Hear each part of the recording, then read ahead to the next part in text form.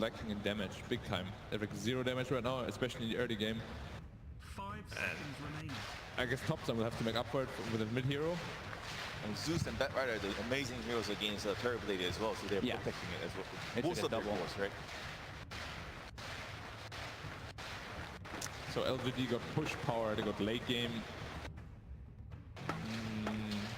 Looking for 2 supports, the FY. What's a good FY hero here? It's not so popular in this meta, but the Clockwork will be amazing against Silence and Earthshaker so far. And then it does really well with Enchantress in the laning phase. But it's not so good against the Spectre at the moment. You can just dagger out of it, and then who knows, OG might pick really good cores against it. So What needs to happen for us to see an FY Rudolph again? I was thinking the same thing. I was hoping. Because there's an Earthshaker, you know, it's a good one. Fingers crossed. I mean, it's possible, we don't know what they're thinking, but they prefer the position 4 teamfight heroes rather than like the Rubik, who's more like a reactive hero rather than an initiator. So they're probably looking more like the X-Nova Bane, the other staple, his Witch Doctor and his Bane, I would say, the best 2 heroes. Yeah. That's the protect lane. They go yeah, back for the partner, of course. Yeah, it has to be. They lack damage so much, and they definitely needed something like that. Great versus the 2 big cores that they showed already, the Enchantress and Terrorblade. Yep. Saying.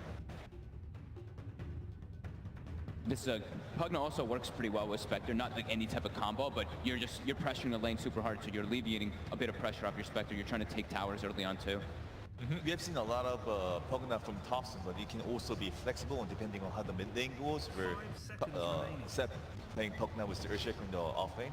Yeah, he's being off lane. Great point. As well.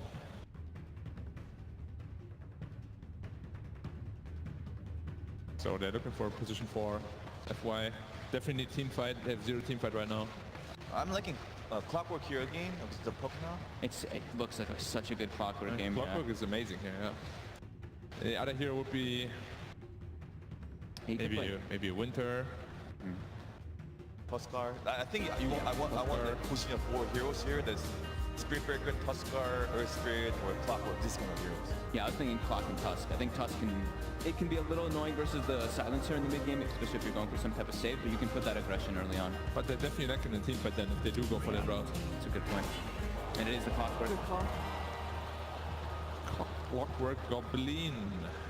The Clockwork expert over here, March. No, that's one of my worst heroes from the off. I hate that hero. But All right, what are we lacking?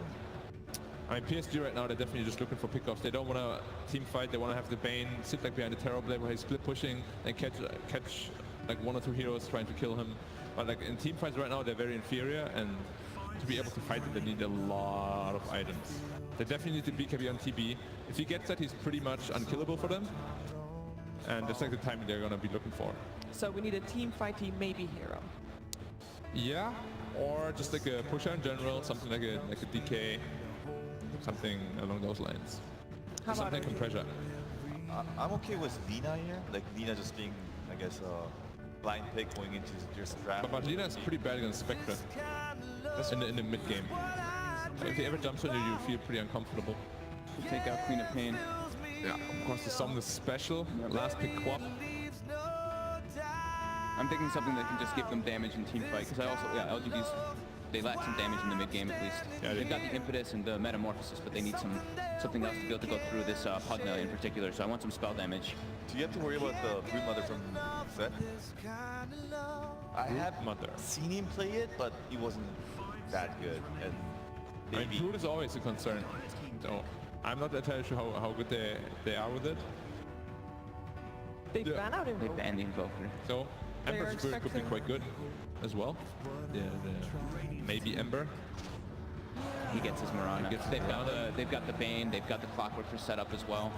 But now it's like all on split push. They're not looking to team fight at all until they get 2 BKB set. Mirana is one of the good heroes against Spectre too, where like, if you just Moonlight when Spectre uses Soul. Yeah, there's the instant on-cornered. So it is going to be that off-lane Pugna like you had mentioned.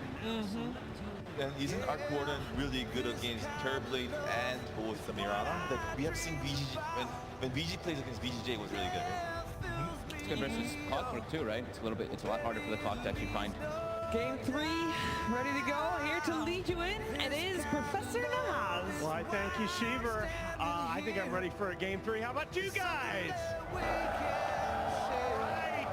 With the first picks in this draft, these teams have put themselves on a little bit of a timer. Enchantress is 10-4 in this tournament in games that end before the 40-minute mark. She has a losing record at 5-7 in over 40-minute games.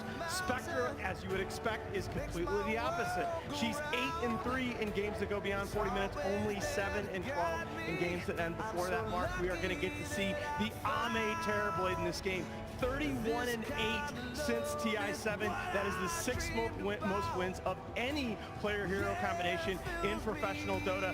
Watch for that early power pressure from Thompson. He has 14 tower kills before the 13-minute mark in this event. That is more than all but 5 teams have. Between the Chinese superpower and the upstart European champions OG, delivering you all the action. We've got 2 of the most iconic voices in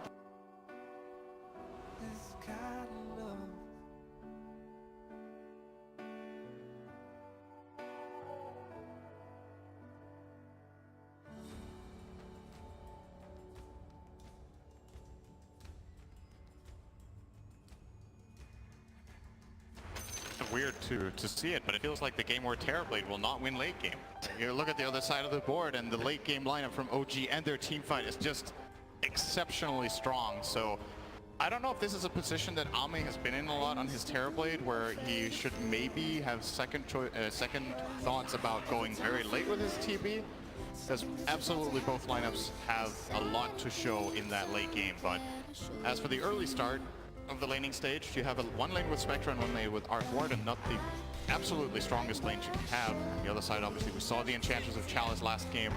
I think Nahas hit the nail on the head. You're definitely going to see a clash of timings, and LGD will be more skirmish heavy, whereas OG's team fight is quite something. So OG is already trying to prepare to get the early advantage. I'm seeing 2 Spark Raids just sitting on either side of the top route, and X-Nova's going to tank him up already.